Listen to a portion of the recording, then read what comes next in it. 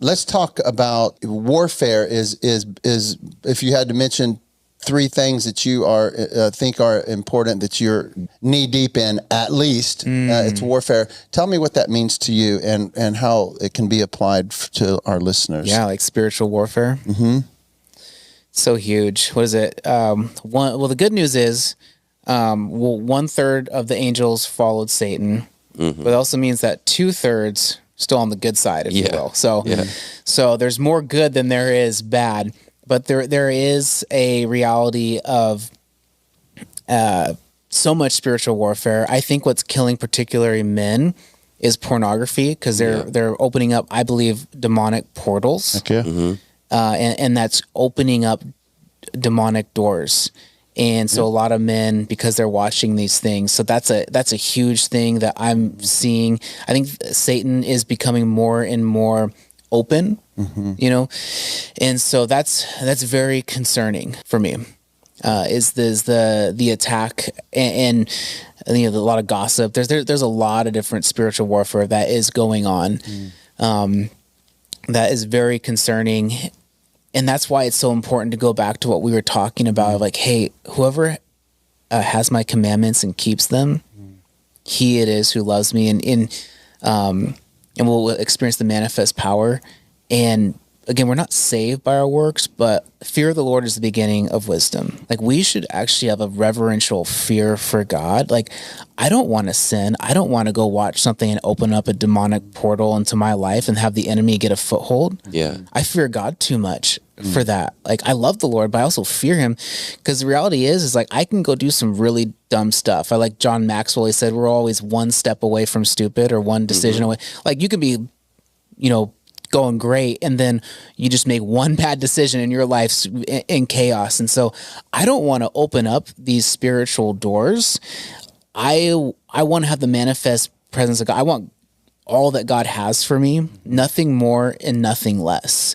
And what's killer is, I think one of the biggest enemies to men that the enemy speaks into them is this idea of like becoming complacent.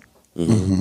I think that's one of the biggest killers, because if we don't want all that God has for us, we're going to settle for less. And then that's when the slow compromise comes in. Yeah. And so it's like, we really got to crank it up a little bit. And that's why it's so important.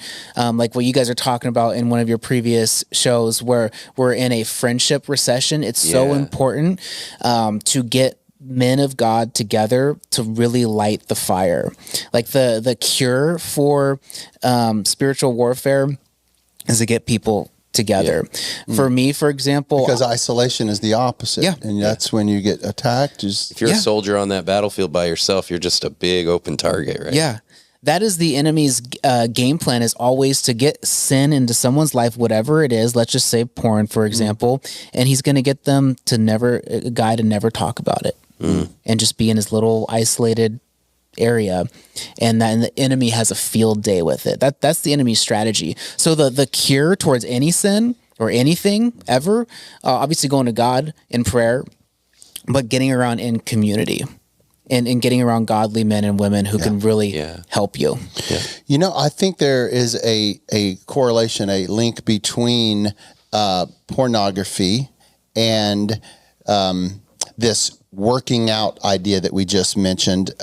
That I think they're very similar in that we want the benefits of exercise, but we don't go to the gym. We want the benefits of relationship without putting ourselves out there. We want the benefits of sex without doing the work. And so the more we entrain ourselves with that, which is pornography, the more we entrain ourselves with not risking, not putting ourselves out there, not lifting heavy things. It's ultimately the most lazy, selfish route you can take. Yeah, which again goes back, we esteem too lightly that which we don't pay a high enough price for. And I'm just a believer in paying the price for things. Yeah. Jesus paid, Jesus showed his worth, showed how much he loved us. He was willing to die for us. He paid the ultimate price.